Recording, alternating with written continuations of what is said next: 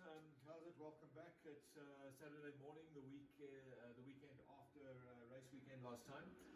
In terms of updates, I think you'll get something more specific around race day.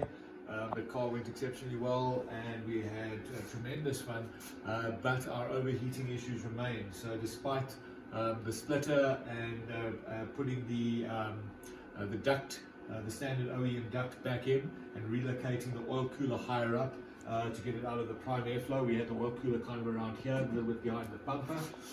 Still struggling with heat.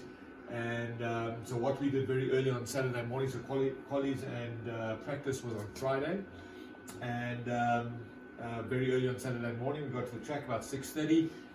Bearing in mind the time of year, it was proper crispy. We actually had to wait for the sunlight and sunshine to be high enough that we could see what we were doing.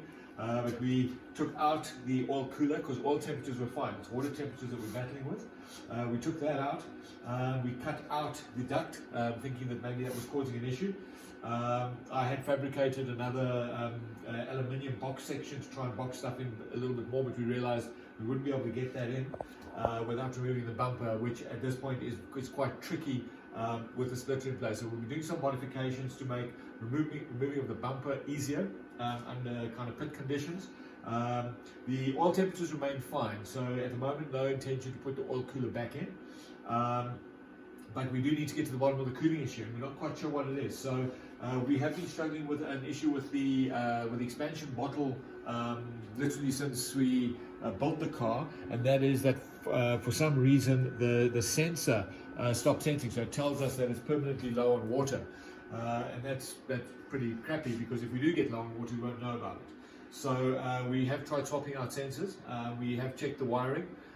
Both of those check out fine. So what it must be is actually the internals of the bottle. There's a magnetic switch which floats up and down and tells and rides on the outside of the sensor. And it's a read switch on the sensor which tells it whether or not what the height of the water bottle is. So we're going to swap out that water bottle. We also have no thermostat in this car, so we've gutted the standard OEM thermostat, so there's no map reading.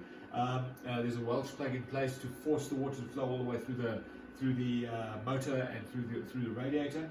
We're not sure whether that was terribly cunning, so we've got a new thermostat as well, which we will put back in. It will allow us as well to do some map reading and also control of that via the DME. Yeah, it could be anything else. We're not terribly sure. So we're hoping that we find something obvious when we pull everything apart.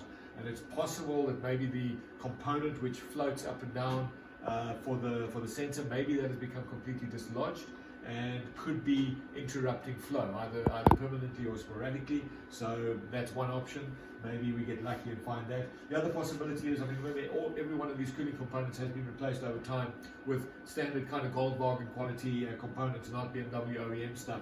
So who knows? Maybe the radiator just isn't up to the task. Fine for street duty, but when it gets out on track, is maybe just not up to it. So we'll get to the bottom of it. But yeah, we'll keep you informed along the way of what we find.